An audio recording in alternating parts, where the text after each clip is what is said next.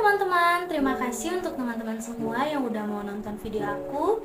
Dan jangan di skip-skip ya, karena aku akan membahas hal yang sangat penting mengenai kehidupan bernegara.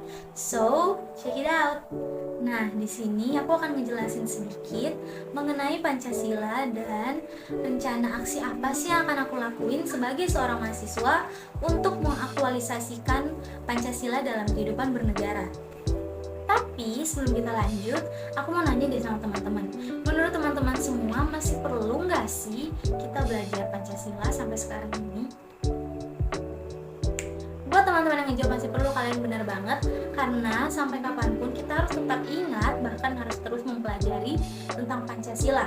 Dan untuk teman-teman mungkin yang masih bertanya-tanya, masih bingung, kenapa sih dari SD, dari SMP, SMA, sampai ke perkuliahan kita masih harus belajar tentang Pancasila? Jawabannya karena kita diajarkan untuk tidak diam melihat kondisi negara seperti saat ini. Maka dari itu alasan mengapa kita masih harus terus belajar tentang Pancasila. Untuk mengingatkan teman-teman kembali, mungkin teman-teman ada yang lupa gimana sih dan kapan sih Pancasila itu ada. Tenang aja, di sini aku bakalan ngejelasin secara singkat gimana dan kapan Pancasila itu ada. So, kita masuk ke pembahasannya.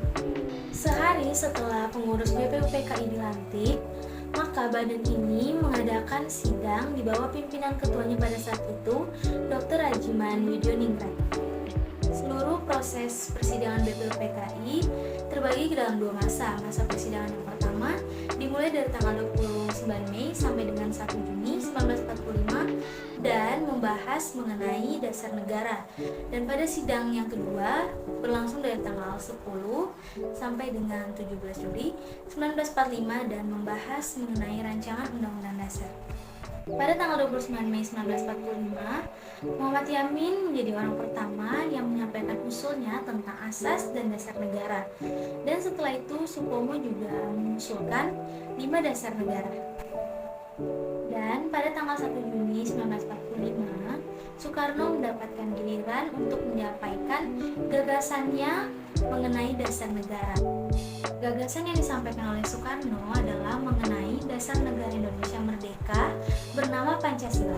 Soekarno juga mengusulkan jika seandainya peserta ada yang tidak menyukai angka 5, ia menawarkan angka 3 yaitu Trisila yang terdiri atas sosio-nasionalisme, sosio-demokrasi, dan ketuhanan yang Maha Esa.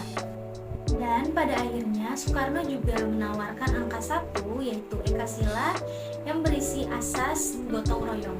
Dan setelah itu dibentuklah Panitia 9 untuk menampung semua rumusan yang bersifat perseorangan. Dan pada tanggal 7 Agustus, BPUPKI dibubarkan oleh Jepang dan dibentuklah PPKI. Setelah melalui beberapa proses persidangan, akhirnya Pancasila dapat disahkan pada sidang PPKI tanggal 18 Agustus 1945.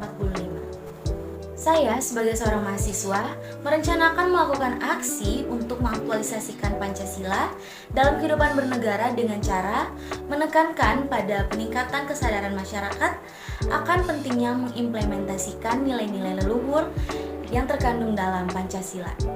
Itu saja penjelasan singkat dari saya mengenai Pancasila dan rencana aksi yang akan saya lakukan untuk mengaktualisasikan Pancasila dalam kehidupan bernegara.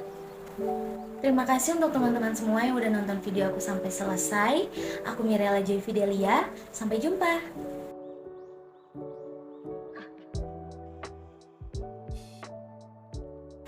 Soekarno juga mengusulkan jika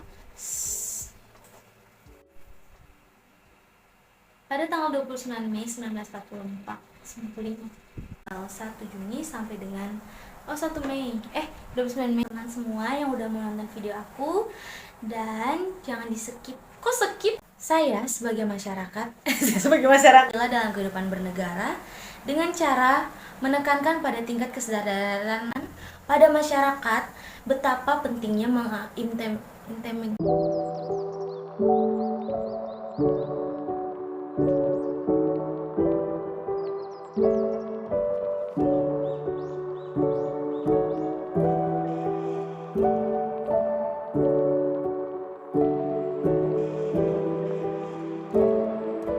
Pancasila.